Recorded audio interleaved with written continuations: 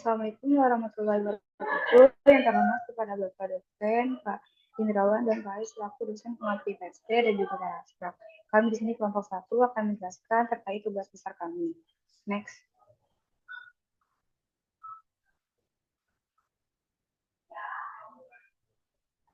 Dari sini adalah anggota kelompok kami, yaitu ada Sekar dengan NIM 12, ada Misha dengan NIM 03, ada Cindy dengan NIM 051, Naza dengan NIM 82, Naura dengan NIM 058, dan Sinta dengan NIM 075. Selanjutnya akan dijelaskan oleh Mas Arya Indonesia. Oke, selanjutnya cara kerja dari sistem yang kami rancang memiliki tujuan, yaitu dirancang untuk penyiraman secara otomatis pada tanaman selada dengan data berupa kelembapan tanah, kelembapan udara, dan temperatur udara agar pertumbuhan tanaman dapat optimal. Nah, dapat dilihat pada slide, ini merupakan komponen sistem secara garis besarnya, yaitu ada rangkaian breadboard, kemudian selang dan pompa, ada software juga, dan juga tanah dan benih. Next. Oke, selanjutnya ini komponen dari sistem kami. Yang pertama ada microcontroller Wemos D1 Mini yang berguna untuk mengendalikan sistem, memproses data dari DHT11, kemudian mengontrol motor driver untuk nyala matinya pompa, dan juga terhubung pada Wi-Fi untuk mengirim atau menerima data dari MQTT. Kemudian ada pun sensor DHT11 yang berfungsi untuk mengukur suhu udara dan kelembapan udara. Selanjutnya ada sensor kelembapan tanah FC28 untuk mengukur kelembapan tanah. Dan berikutnya ada motor driver untuk mengontrol arus dan tegangan yang masuk ke pompa, menerima sinyal dari Wemos D1 Mini untuk menghidupkan dan mematikan pompa. Kemudian ada juga pompa air untuk mengalirkan air dari dalam penyiraman otomatis. Aktif dan non-aktifnya pompa ini berdasarkan motor driver. Selanjutnya ada juga Arduino IDE, yaitu perangkat lunak untuk pemrograman kode pada Wemos D1 Mini dan juga membaca data dari sensor. Selanjutnya ada Node-RED, yaitu perangkat lunak untuk visualisasi jalur kerja IoT, memantau data dalam dashboard dan juga pengendalian pompa jarak jauh. Berikutnya ada MQTT, yaitu protokol komunikasi untuk mengirim dan menerima data antar perangkat, mengirim data kelembapan tanah, serta suhu dan kelembapan udara ke dashboard.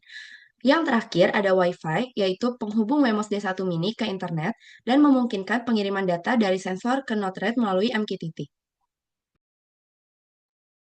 Oke, di sini saya akan menjelaskan tentang cara kerja sistem. Pertama tuh terdapat dua sistem berupa software dan hardware. Nah, software itu terdapat aplikasi Node-RED, Arduino, MQTT. Sedangkan hardware terdapat Wemos, DHT11, sensor tanah, pompa, dan juga motor driver.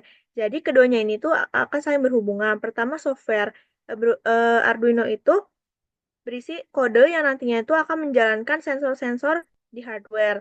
Nah, sensor hardware seperti sensor DHT dan sensor tanah FC ini nanti akan mengirimkan sinyal ke Wemos, di mana Wemos ini akan melanjutkan sinyalnya ke motor driver untuk mengaktifkan pompa. Nah, nanti data dari sensor ini akan masuk ke dalam laptop, di mana dia itu akan mengaktifkan atau menonaktifkan pompa untuk penyiraman tanaman. Nah, output yang diberikan dari sistem itu pertama terdapat read sensor data, di mana data ini itu akan pertama membaca soil moisture-nya, terus akan membaca kelembabannya, akan membaca temperaturnya, di mana akan melit cara kerja sistem ini tuh ke decision making. Nah, kalau soil moisture-nya itu low, akan mengaktifasikan pompa air. Nah, kalau soil moisture-nya itu oke atau dalam rentang batas yang diinginkan, maka pompa akan dinonaktifkan. Nah, terakhir outputnya itu berupa aktivasi aktuator.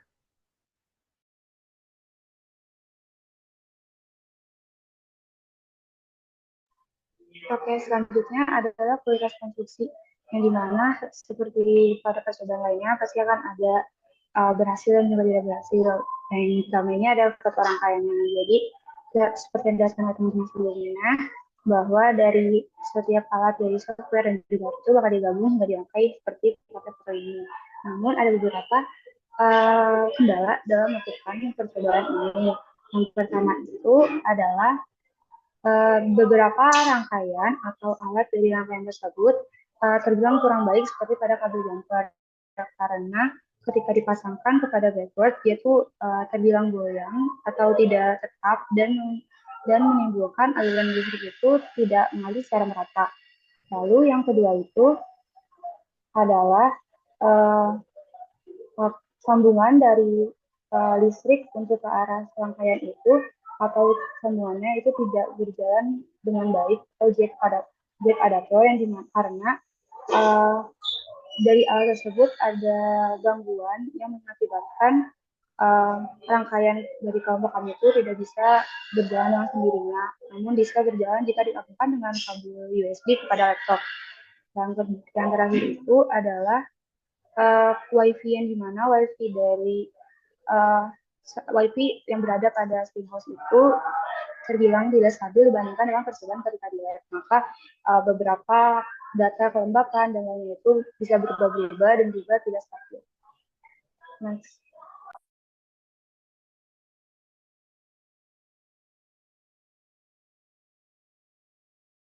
Nah, selanjutnya metode pengukuran yang kami gunakan selama pengamatan yaitu daftar variabel yang diukur ada kelembapan tanah dalam persentase, kelembapan udara dalam persentase, temperatur udara dalam derajat Celcius, jumlah daun harian, luas daun cm², berat basah tajuk, gram yang diukur di akhir pengamatan, total berat basah dalam gram, berat basah akar dalam gram yang diukur di akhir pengamatan, ketinggian tanaman dalam sentimeter.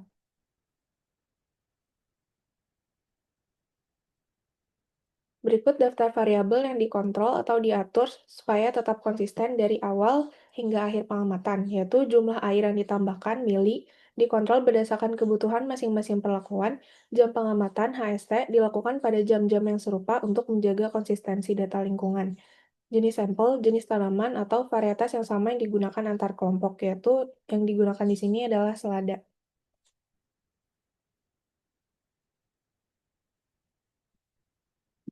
Kemudian ada spesifikasi sensor.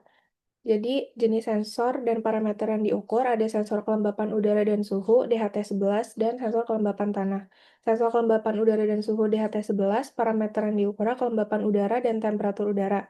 Dengan spesifikasi rentang suhu 0 hingga 50 derajat Celcius, akurasi suhu plus minus 2 derajat Celcius, rentang kelembapan 20-90% RH, akurasi kelembapan plus minus 5% RH, tegangan kerja 3,3 sampai 5,5 VDC, output data digital 1 wire serial, resolusi pembacaan 1 derajat Celcius dan 1% RH, dan interval pembacaan lebih dari sama dengan 1 detik. Kemudian yang kedua, sensor kelembapan tanah, soil moisture sensor. Parameter yang diukur kelembapan tanah dengan spesifikasi output nilai analog 0 sampai 1023, perlu kalibrasi nilai SM2 dan nilai kelembapan referensi 100% di program Arduino. Semakin tinggi nilai analog, maka tanah semakin kering. Tegangan kerja 3,3 sampai 5 VDC, memiliki 4 pin VCC, GND, A0, dan D0, lebih tahan korosi dibanding sensor resistif, responsif terhadap perubahan kadar air di dalam tanah.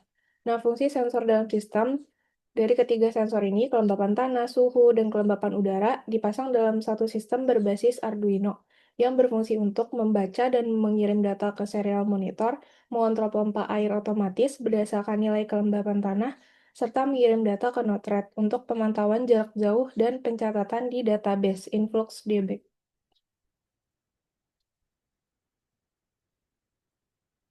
Next.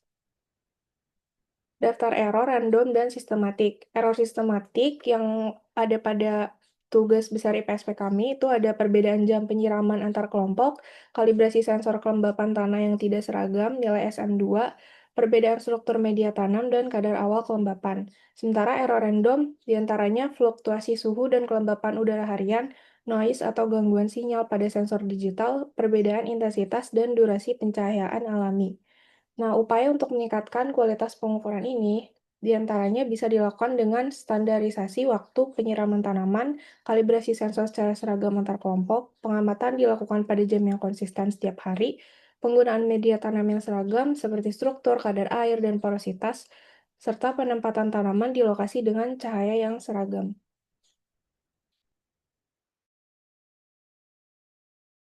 Oke, lalu berikutnya ada pengolahan data. Yang pertama, sensor kelembapan tanah mengeluarkan data secara analog ataupun digital yang menunjukkan tingkat kelembapan tanah.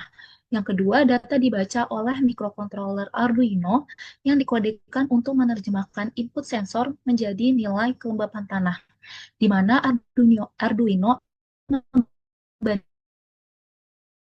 nilai tersebut atas yang ditentukan, yaitu sebesar 80%. Jika nilai kelembapan tanah turun di bawah 80%, maka Arduino akan mengaktifkan output digital untuk menyalakan relay atau transistor yang terhubung ke pompa air, sehingga pompa akan menyiram tanaman secara otomatis. Lalu yang ketiga, di Node-RED, data ditampilkan dalam bentuk dashboard yang memungkinkan pengguna memantau grafik kelembapan tanah, status pompa, serta dapat mengatur logika tambahan jika diperlukan. Lalu berikutnya ada pemodelan data, yaitu dengan persamaan ketinggian tanaman dengan satuan cm sama dengan negatif 2,5 tambah 0,07x1 tambah 0,03x2 ditambah 0,05x3, di mana x1 merupakan kelembapan tanah, x2 merupakan kelembapan udara, dan x3 merupakan temperatur udara. Dari hasil persamaan dan data yang telah diamati, yang pertama, kelembapan tanah, yaitu X1, tiap kenaikan 1%, kelembapan tanah meningkatkan tinggi tanaman sekitar 0,07 cm. Yang kedua, kelembapan tanah atau X2, tiap kenaikan 1%, kelembapan udara meningkatkan tinggi tanaman sekitar 0,03 cm. Sedangkan dari temperatur udara atau X3, dari tiap kenaikan 1 derajat Celcius meningkatkan tinggi tanaman sekitar 0,05 cm. Next. Nah, berikut dari hasil pengamatan, yaitu yang pertama pada HST0, kelembapan tanah yang didapatkan sekitar 90%, lalu untuk kelembapan udara sebesar 80%, temperatur udara rata-rata sekitar 25 derajat Celcius, untuk jumlah daun harian pada HST0 sampel 1 dan 2 yaitu sebanyak 2, lalu ketinggian pada sampel 1 setinggi 6 cm, dan sampel 2 setinggi 4 cm.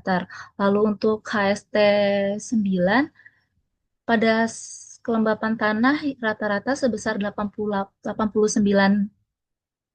lalu untuk kelembapan udara yaitu sebesar 90%, untuk temperatur udara sebesar 27 derajat Celcius, jumlah daun sebanyak 2, lalu untuk ketinggian tanaman pada sampel 1 yaitu 6,1 cm, pada sampel 2 yaitu 4 cm.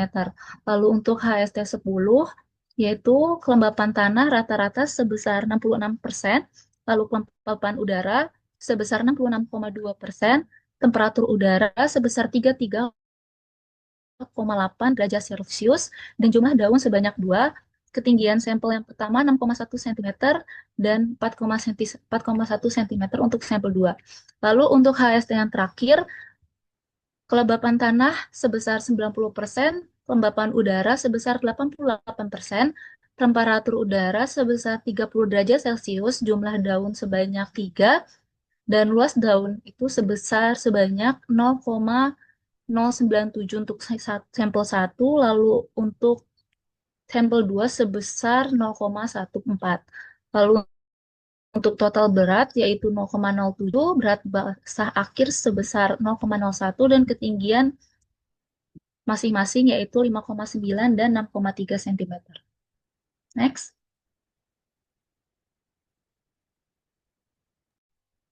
Oke, selanjutnya ada pembahasan hasil dari data yang tadi udah dibahas. Yang tinggi tanaman itu nanti dipengaruhi oleh ketiga jenis ini, yaitu ada temperatur udara, kelembapan tanah, sama kelembapan udara. Nah, gimana sih mempengaruhinya? Di temperatur udara, itu setiap tanaman punya batas suhunya. Nah, pada suhu minimum, tanaman itu tidak tumbuh. Sedangkan di suhu di atas maksimum, dia bisa menghentikan pertumbuhan atau menyebabkan kematian jika tanaman tidak mampu beradaptasi. Di kelembapan tanah, kelembapan media itu mempengaruhi fotosintesis dan transpirasi. Jika kelembapannya terlalu rendah, transpirasi dan respirasinya itu meningkat berlebihan, mengakibatkan fotosintesis neto negatif dan tanamannya bisa mati. Yang terakhir ada kelembapan udara. Nah, kelembapan udara tinggi itu bisa menurunkan laju transpirasi, menjaga kadar air dalam jaringan tanaman, sehingga bobot basahnya itu meningkat dan pertumbuhan tinggi tanaman optimal. Tapi kalau kelembapannya rendah, menyebabkan transpirasi berlebih, mengganggu keseimbangan air, menurunkan bobot basah dan menghambat pertumbuhan tanaman. Nah, pada tanah yang lembab, selada itu cenderung tumbuh lebih optimal karena kadar airnya seimbang, memungkinkan akar menyerap oksigen dan nutrisi secara efisien. Kondisi ini mendukung proses fotosintesis dan pertumbuhan vegetatif. Nah, sebaliknya, kalau tanahnya terlalu basah, pertumbuhan seladanya itu bisa terhambat. Kelebihan air menyebabkan media menjadi anaerob atau minim oksigen yang berdampak pada pembusukan akar dan penurunan penyerapan unsur hara. Nah, kalau dilihat dari data yang tadi, itu ada waktu di mana kelembapan tanah dan udaranya itu menurun dan suhu udaranya naik. Tapi dia tidak memberikan pengaruh signifikan pada pertumbuhan tanamannya. Kenapa? Karena perubahannya itu hanya terjadi dalam waktu singkat, yaitu cuma 1 hari.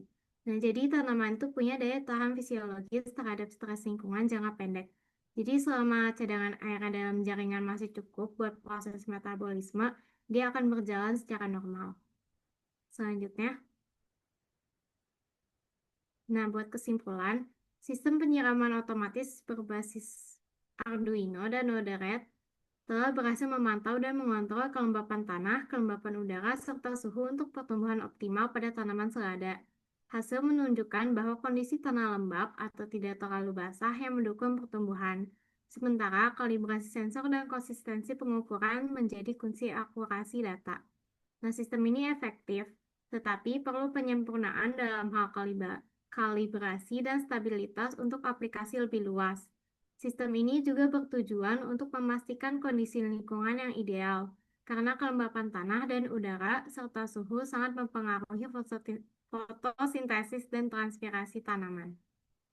Sekian dari kelompok kami, terima kasih. Terima kasih.